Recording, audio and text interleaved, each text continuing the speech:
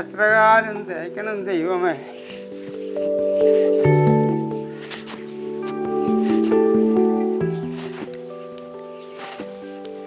ചായ ഞാൻ അവിടം വരെ ഒന്ന് പോയി ഒറ്റ. ആ നിനക്ക് എന്നെ നോക്കാനൊന്നും നേരമില്ല അല്ലേ? നീ ഒന്ന് അവിടെ ഇരിക്കണി വന്നുമ്പോളേ. രണ്ടുപേരുണ്ടല്ലോ. അതെ, ഞങ്ങളത് നോട്ടീസ് തരാൻ വേണ്ടി വന്നാ. രണ്ടുപേരും കേൾക്കാൻ വേണ്ടി പറയാം. പുതിയ യുഗത്തിലേക്ക് മാറ്റി ചിന്തിക്കാനുള്ള സമയമായി. ഞങ്ങൾ ഇനി അടുത്ത വീടുകളൊന്ന് കയറിയിട്ട് വരാം. അപ്പോൾ മറക്കണ്ട, ഓരോ വോട്ടും VP സതീന്ദ്രൻ കേട്ടോ. ഓക്കെ.